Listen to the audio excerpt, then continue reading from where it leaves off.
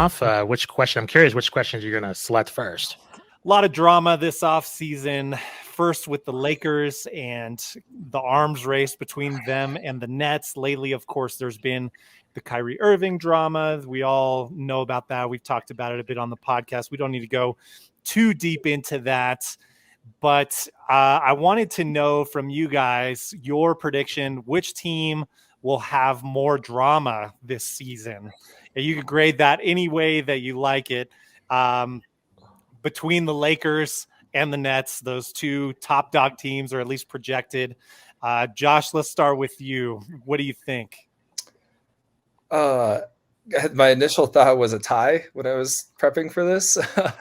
That's a cop-out answer. So, golly, the Kyrie vaccination, local health codes, league policy. I mean, that's something you can't really trump or can't really top, I think. That'd be tough. Sorry, the train's going by here. Terrible timing right when I start talking. Drama. Yeah. So, I mean, there's just layer upon layer with that of and Kyrie's already unpredictable already. Those of us who've had him on a fantasy team know this. And but then the Lakers, golly, there's always seems to be something. And it seems like they try and put together super teams every 4 or 5 years. And so, yeah, but it's hard to top the tie-in with COVID and culture and government and policy and Kyrie, who is, by himself interesting. So, absolutely, Alan, what do you have for us? Yeah, I agree with the Nets, but I do think it's going to be funny watching the Lakers fans and Russ stans go at it on Twitter. It's already started after that first preseason game where Russ played. It's going to be a joy to watch because I can't think of two greater fan bases to watch get into a spat. I mean, they are petty AF. And so, but on the net side, I mean, what Josh said about Kyrie absolutely factors in. I think you add in kind of Harden's personality into that mix. After watching him for so long as a fan, it's really it's going to be fun to kind of watch this season and see how they handle his personality. And then looming over it all is Kevin Durant. I mean, what's the over under on how long it takes him to have a burner that criticizes Kyrie? Love it. Justin, what are your thoughts on that? Yeah, just real quick. I think the Lakers are going to have more drama. I just think with Russ being so ball dominant, it's just going to be some passive aggressive comments that's going to come by LeBron sooner or later. And not to mention Dwight, he's just weird. And then you have Melo. It's just like a cocktail of just, I mean, they're in LA. I mean, it's like a reality show. Whereas I think in Brooklyn, there is going to be drama, certainly. But I think really all three guys they're kind of a little bit introverted. So while I think there's going to be drama, I think it'll be more kind of a bummer to watch, where I think the Lakers will be very entertaining from like a reality TV show standpoint. I love reality TV. It's kind of like a vice of mine, unfortunately. So I think from like entertainment on Twitter and post-game press conferences, I think the Lakers will provide that for all of us. How about you, Matt? Yeah, interesting. I kind of think off the court, like in terms of the media, I think there's going to be way more drama with the Nets. And a lot of that stems from Kyrie and stuff that Josh and Alan, you guys both talked about. I think in the locker room, there's a lot more potential for drama. I mean, anytime Dwight Howard's on the roster, I do think behind the scenes, it's probably a more dramatic locker room on the Lakers side. So overall, more drama, probably we will perceive it from the Nets would be my guess if I had to pick one or the other. Justin, you got the next question for us? I do. And I got a interesting one, and I want your guys' opinion. And I'll start with Alan, since you're wearing the Dirk shirt, and this pertains to Dallas in particular. A lot of criticism came the Mavericks' way when they hired Jason Kidd as head coach. And I just want to get your vibe to see if there's any hope that he could be that peacemaker in between the rumors of Porzingis and Luka not getting along. And do you even think like those rumors were true, as we've heard from Jason Kidd totally say it's fake news? Or do you think that it's totally legit and they have like a problem of just coexisting as a duo? I think it's legit. I think when there's smoke, there's fire. I think it's a legit thing. Um, and is Jason Kidd the right choice? Absolutely not. I don't know what they were thinking. I mean, he might be the right choice based on that publicity photo for making sure steak is cooked medium, but he's I mean, this is a guy when he played for Dallas. I mean, if you're looking for him to get people to come together, it's a guy when he played for Dallas. That team broke up over an affair with who was it? Was it Tony Braxton with Jason Kidd, Jim Jackson, and Jamal Mashburn? Like that was always like I forgot about that. Oh, sheesh. Yeah, I wouldn't trust him to do that. And he was not good in Milwaukee. And I mean, did you remember that Reddit AMA for the ball boy from a few years ago, who was talking about like he would leave, he had to deliver 12 packs of beer to the locker room for Jason Kidd, and they would be empty within like an hour.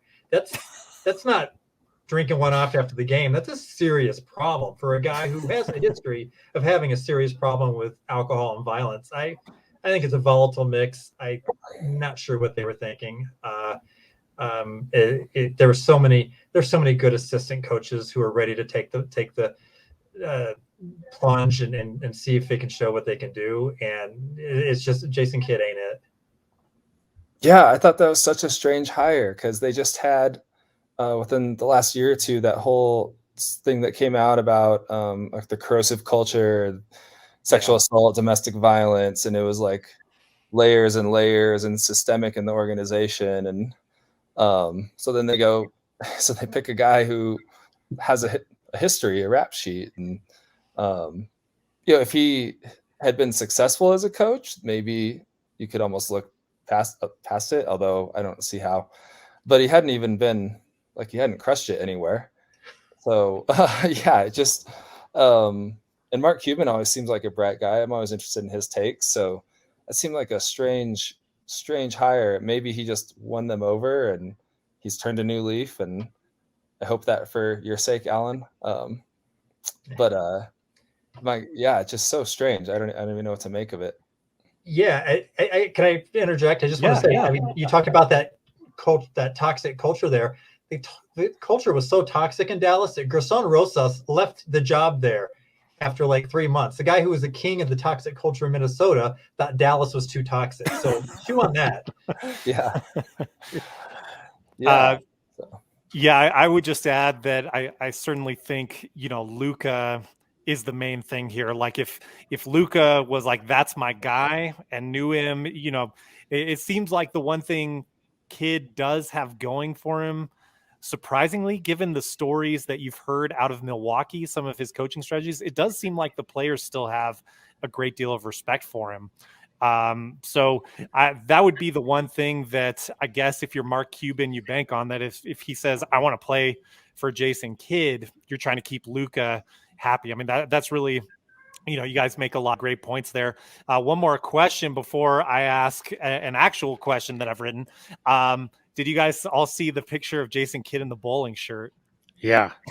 And the memes too. I don't know how that happened, but if you, the listener, have not seen that by now, I mean, definitely look that up.